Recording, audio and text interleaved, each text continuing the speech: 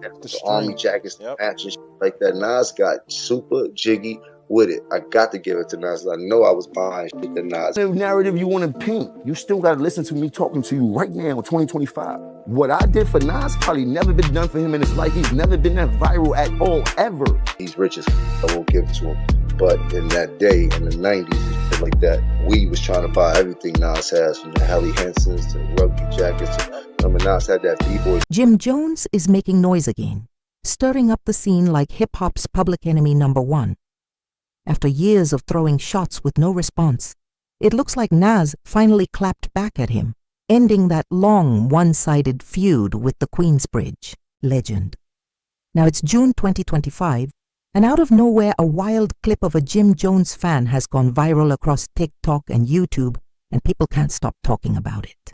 Said, and I quote, Yo, Eli, stand on it, bro. Jim Jones.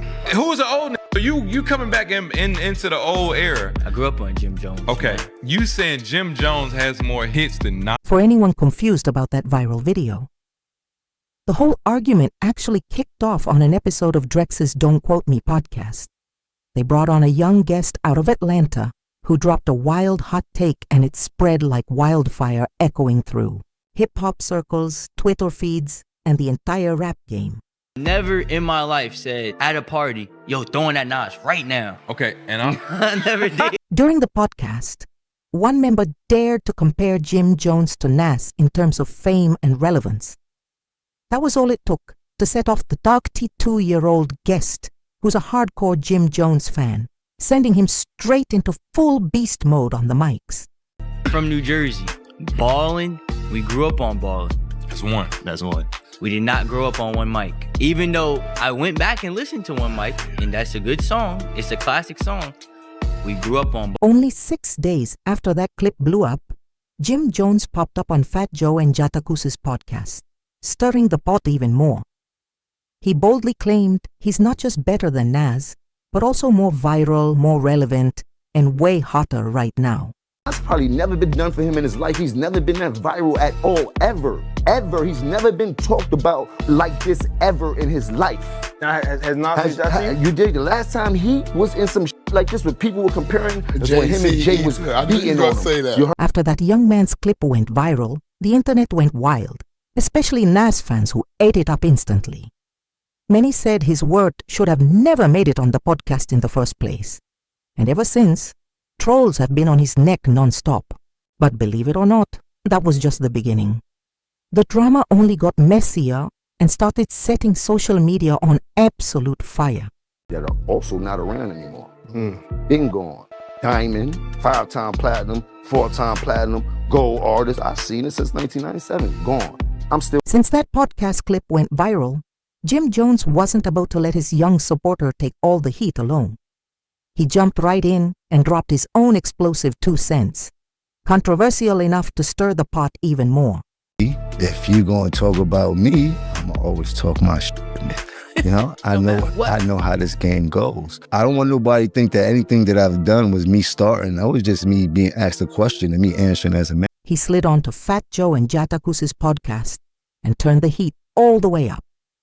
Not only did Jim double down on saying he's more relevant than Nas, but he also bragged that he's the better rapper and a bigger commercial success than the Queensbridge legend himself. To me to be in a hype man, or he wasn't the best rapper, or he just started to get whatever you want to narrative you want to paint. You still got to listen to me talking to you right now. Even Fat Joe and Jadakus were left stunned by Jim's bold declaration. But Jim stood firm on business, daring not just the hosts, but the entire internet to check the receipts. He told him to pull up his Billboard Hot 100 entries next to In's and see who's really winning. According to Jim, he's already crushed In-Ass in both streaming numbers and chart placements, claiming victory hands down. entries and check all them niggas entries and shit like that. And I'm not taking nothing away from nobody, but I hear the comparisons and the niggas be trying to act funny when it comes. No, I've been spanking a lot of this shit. I'm talking about the industry. I've been putting on. So let's not get into that where we get into numbers and I gotta show you the statistics of what I've done. You heard to what other people was done. You heard them. You want to go to the Billboard entries, pull up Nas Billboard entries, then pull up my Billboard entries. Listen, we can't compare the two. What I'm trying to tell you is I want to go there and hold on. You'd think Jim would stop there, but nah. El Capo wasn't finished stirring chaos. He played the generation card, claiming Nas is outdated and barely even listened to anymore. Jim doubled down, saying his own son and plenty of the younger generation don't even know who Nas is, painting the Queensbridge legend as a name fading out of touch with today's culture. Son. He's your son. No, but he knows. My son can't tell you one Nas record. You heard? Like, let's keep it a buck here. Yeah, but like, let's keep it a buck. You heard? Let's keep it a buck. Because of all this, Jim got dragged by everybody and their mama online. Nas fans and hip-hop purists came swinging, flooding him with backlash. One fan even joked, Jim Jones was checking his legacy temperature with the wrong thermometer. Others straight up called him crazy and flat-out disrespectful for throwing dirt on NASA's name, making the internet roast hit even harder. I like trouble, if that's the case, you know what I mean? If that's what we're going into. And not to say it like that, but you know, I'm for it. I'm built for it. This is what my whole thing was built on, was that type of engagement. And so here we are. And I gave people a prerequisite. Like, yo, I know how to go viral. This is easy. We're in an easy society where it's very easy to... People take that bait so easy. Too easy. He kept getting roasted everywhere, even in his own comment section. But knowing Jim, he was probably loving every second of that clout. Gentleman that they asked the question to, and his viral clip went viral. There was a young kid from Atlanta. He was on a podcast, and they asked him who's more relevant, Jim Jones and Nas. And that clip went super viral, and that led all of these people at platforms to ask you the question. Even with the internet dragging him nonstop, Jim Jones refused to back down. He just kept running his mouth louder. Many called the move delusional, tone-deaf, and nothing more than a failed attempt to boost his bag. But of course none of that fazed him. In Jim's world, more trolling just means more money, and the backlash only made him push harder. Music out. It makes it that much easier to know who Jim Jones is. It makes it that much easier for you to become a fan of Jim Jones. Like, I'm worried about myself when I make all of these moves at the end of the day. I know how to turn my negatives into a positive. The very next week, Jim Jones popped up on the biggest black entertainment podcast out right now, Club Shay Shay. When host Shannon Sharp pressed him, even asking if he was drunk when he claimed to be better than Nas, Jim still stood firm on his word. To be fair, this time he tried to clean it up, saying he wasn't claiming to be more lyrical than Nas. He even gave Nas his flowers, admitting he used to bang Illmatic heavy back in high school. But then Jim flipped it, saying Nas hasn't carried the same level of relevance since. And that's where the shots kept flying. All right, Nas. But remember, Nas' first record, The Barbecue, came out when I was in 11th grade. So Nas was my idol when I was young. Like, you dig? Came to dressing, the wordplay, the music, everything. I was a superior Nas. When it came to cultural impact, street cred, fashion, business moves, and influence on the younger generation, Jim swore he deserves way more respect. He reminded everyone that Dipset shaped the mixtape era, set the swag, and built the rap. Aesthetics in a way Nas never touched. Ness Mike got the bars, Jim bragged, but I got the blueprint for a whole lifestyle. To make it even louder, he pulled out $450,000 cash right on the podcast table and dared any rapper, including Nas, to face him in a rap battle just to prove who really runs it. And through all of this chaos, Nas stayed completely silent. I would have bought a bar with anyone. With anyone. You heard? There ain't no beating around the bush. I've been saying it, bro. I want smoke in the booth. You heard? That's the only way to settle this one. We all can put out dope freestyles. We all can put out dope music. I want smoke in the booth. After that episode dropped, the hashtag Jim Jones started trending on X again. And suddenly, every hip-hop fan was searching up both Nas and Jim all over the internet. Naturally, people expected Nas to clap back or at least pull up for the challenge. But from the very start of this drama, there's been radio silence from Nas and his entire camp. It almost feels like he's deliberately ignoring Jim's antics. But while Nas stayed quiet, his fans sure didn't. Jim has been getting cooked non-stop ever since that viral clip. And the trolling just keeps getting darker by the day. From wild memes to non-stop clowning, Nas fans refuse to let Jim slide for coming at their legend this time. And let's be real, most fans already know this isn't Jim's first time pulling stunts like this. Long before the beef with Nas, Jim was known for taking every single opportunity to sell himself. No matter if it was scandal, rumor, or controversy, as long as it got him back in the headlines, he was riding with it till the wheels fell off. That's why so many believe he's just milking this Nas beef for clout. But with the long-standing silent tension between the two, nobody can really say, for sure. Does Jim truly have it out for Nas, or is he just playing the opening to keep his name buzzing? And said, who won it? It's up. Who want to go? 100%. I ain't got 100 on me now. I got like 40, 50 on me. Yeah, that's cool. It's right. I'm gonna get this right now, man. Right now. Any one of you the niggas, real you heard? person. Right now.